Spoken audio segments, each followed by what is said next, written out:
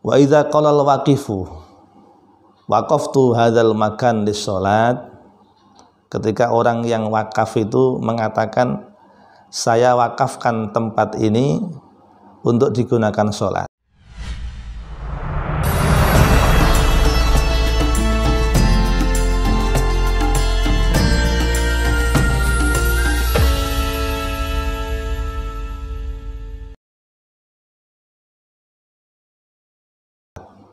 Assalamualaikum warahmatullahi wabarakatuh.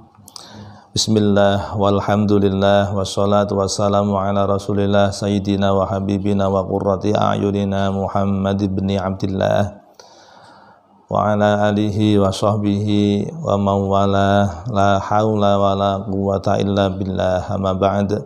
Ma'asyiral muslimin wal muslimat, an-nahdiyyin an-nahdiyat yang dirahmati Allah Subhanahu wa taala. Dalam kesempatan ini alhamdulillah kita akan menyampaikan tentang i'tikaf yang berkenaan menjawab 1-2 pertanyaan masalah bagaimana hukum i'tikaf di musola, kemudian pengertian musola, dan juga pengertian daripada masjid. Di dalam kitab Kutubus Syafi'iyah dikatakan bahwa la yasihul i'tikaf illa fil masjid, bahwa i'tikaf itu tidak boleh dan tidak sah dilaksanakan kecuali di masjid.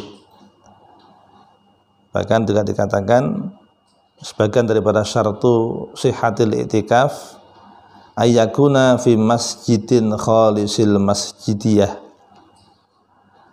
keberadaan i'tikaf itu dilaksanakan harus di masjid yang khalisil masjidiyah, berarti masjidnya itu murni kemasjidannya. Artinya ketika tempat itu tempat yang diwakafkan untuk menjadi masjid itu belum ada kejelasan mana yang dikehendaki, misalnya 10 meter tempat ini sebagian saya wakafkan menjadi masjid, misalnya seperti itu, maka ini namanya belum ada kejelasan mana yang menjadi masjid.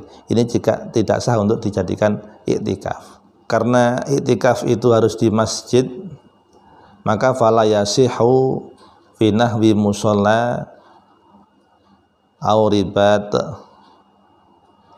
au madaris. Tidak sah i'tikaf dilaksanakan semisal di musola, di pondok-pondok pesantren dan lain-lain. Kemudian disebutkan di dalam kitab Kasyifatus Sajah dan juga di beberapa kitab yang lain tentang ta'rif daripada masjid.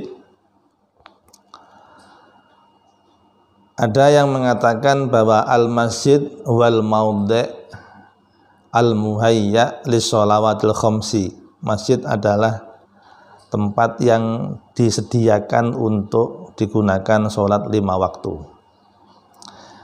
Ada juga yang mengatakan al-masjid wa ma wuqifa lis-shalat. Masjid adalah tempat yang diwakafkan untuk digunakan sholat. Itu pengertian-pengertian. Jikalau kita memahami ini, sementara musola-musola yang ada di sekitar kita ini kalau kita cermati, sebagian dari musola yang ada di masyarakat kita ini, ada yang tanahnya itu diwakafkan untuk dijadikan musola, ada yang tanahnya itu tidak diwakafkan, hanya sekedar dipinjamkan. Belum jelas statusnya, apakah itu wakaf atau hibah, ya, jadi minimal itu dipinjamkan. Jika mengacu pada pengertian masjid adalah mawuqifa lis-shalah, tempat yang diwakafkan untuk digunakan sholat. Kemudian yang tadi satu ada mengatakan al-maudhi' al-muhayya lis-shalawatil khamsi, tempat yang disediakan untuk sholat 5 waktu. Ini tentu musola-musola sekitar kita ini adalah semuanya masjid. Tetapi ternyata karena di dalam kutubus syafi'iyah ini, dalam kitab-kitab madhab syafi'i ini sudah menjadi lazim yufassiru ba'duhu ba'du. Yufassiru ba'duhu ba'du. Jadi masing salah satu kitab ini menjelaskan terhadap kekurangan atau ketidaklengkapan kitab yang lain. Kadang kitab ini lebih menjelaskan atau lebih melengkapi daripada keterangan kitab yang lainnya. Itu sudah seperti itu kebiasaan daripada kutubus syafi'iyah. Dan ternyata di dalam kitab Mughnil Muhtaj, di situ disebutkan ibarat yang mengatakan wa idza qala al-waqifu waqaftu hadzal makan lis-shalat. Ketika orang yang wakaf itu mengatakan saya wakafkan tempat ini untuk digunakan sholat, ini berarti persis dengan pengertian yang tadi itu mauqifa lis-shalat. Mauqifa lis-shalat, sesuatu yang diwakafkan karena untuk digunakan sholat. Nah, ketika seseorang itu mengatakan waqaftu hadzal makan lis-shalat, ini tempat saya wakafkan untuk digunakan sholat. Diterangkan fahuwa sharihun fi mutlaqil waqfiyah wa kinayatun fi khususil masjidiyah.